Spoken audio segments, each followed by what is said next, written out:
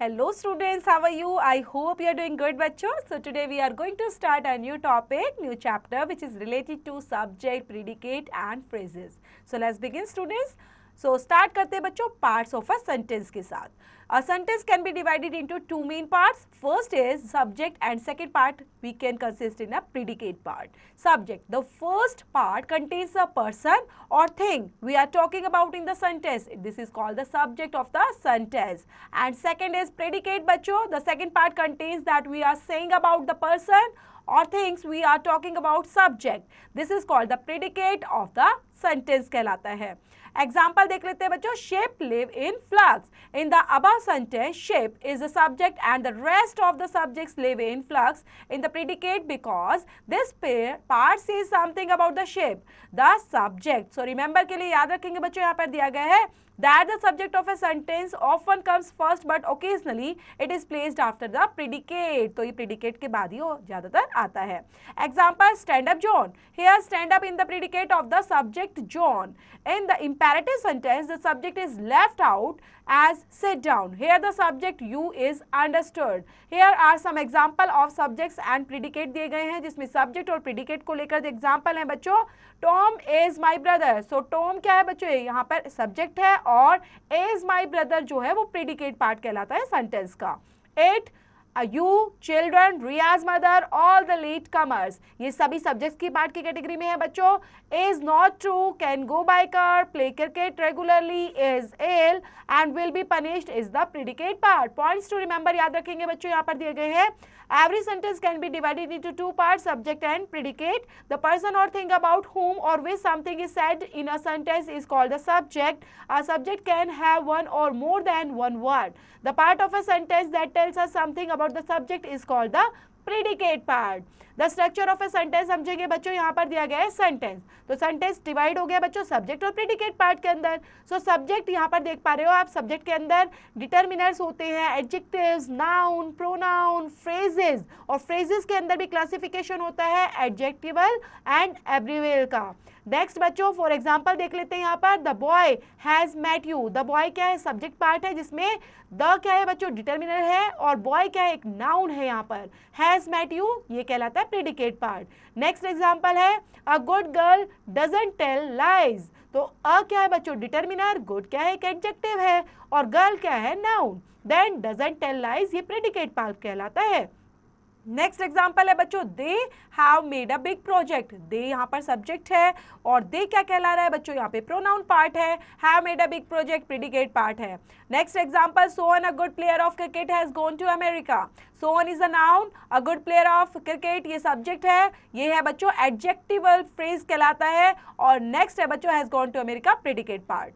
The book is on the table belongs to Karan. तो यहाँ पर द जो है डिटर्मिनर, बुक नाउन है, इज ऑन द टेबल बच्चों यहाँ पर एब्रिवियल फ्रेजेस है और बिलोंग्स टू करण ये है प्रेडिकेट पार्ट. दैट्स है बच्चों पॉइंट्स टू रिमेंबर्स के अंदर. Thus it is clear that is a simple sentence whatever is given before the verb is subject which as mentions may have determiner, adjective, noun and phrases but no sentences will have all the five parts. Thus it is clear that is a simple sentence whatever is given before the verb is subject which as mentions may have determiner, adjective, noun, phrase but no sentence will have all five parts.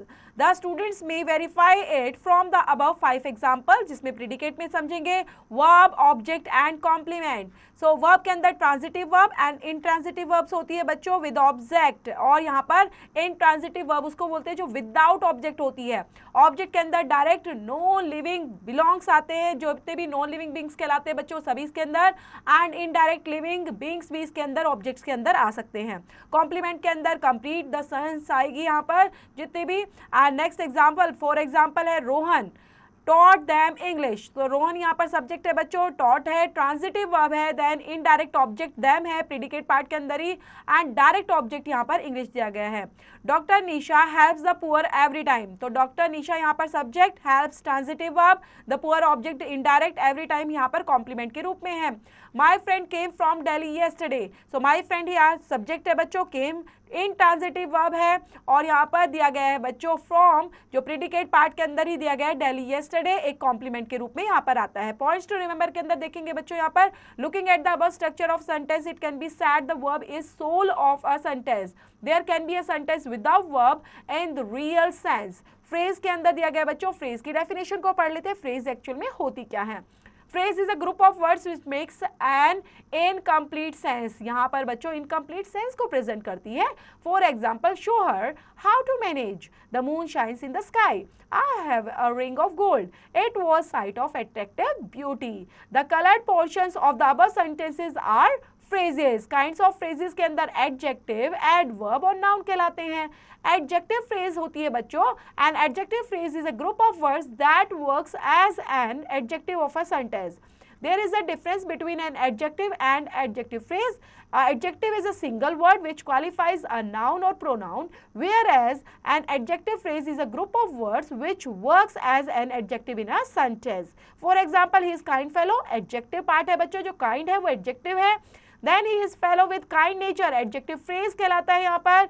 She has gold ring, adjective part है। She has a ring made of gold, adjective phrase कहलाता है। An old man is trouble came to doctor yesterday, adjective phrase होगा यहाँ पर। Adverb phrase, an adverb phrase is a group of words that does the work of an adverb. An adverb is a word that modifies all parts of speech other than noun, pronoun and interjunction parts के अंदर देखते हैं इनको हम। For example, he arrived on Sunday, ये कहलाता है बच्चों adverb phrase के अंदर। And he spoke well in the college, adverb phrase है यहाँ पर। He ran quickly, एक quickly जो word है वो एक adverb की तरह यूज हुआ है। He fought bravely, ये भी adverb है, bravely word। He did his work in a brave manner, ये adverb phrase कहलाएगी। The old man lived in mid of forest, adverb phrase कहलाती है। Noun phrase क्या होती है बच्चों? It is a group of words that does the work of a noun in a sentence. Example दिए गए हैं यहाँ पर, she denies doing it. My son hopes to stand first. The commissioners like to issue harsh instructions. To like that is a nonsense. Promise to see me again. The above colored expressions are noun phrases कहलाएंगे यहाँ पर बच्चों। तो आपने यहाँ पर बच्चों noun phrases से रिलेटेड पढ़ा, adverb phrases से रिलेटेड पढ़ा और साथ में adjective phrases से रिलेटेड भी आपने रीड आउट करा विद एग्जाम्पल समझा इस चैप्टर के अंदर। तो ये चैप्टर यहीं पर फिनिश होता है। चैप्टर को पढ़ना है, रीड आउट करते हुए इसकी एक्सरसाइज भी कंप्लीट करनी है आपको।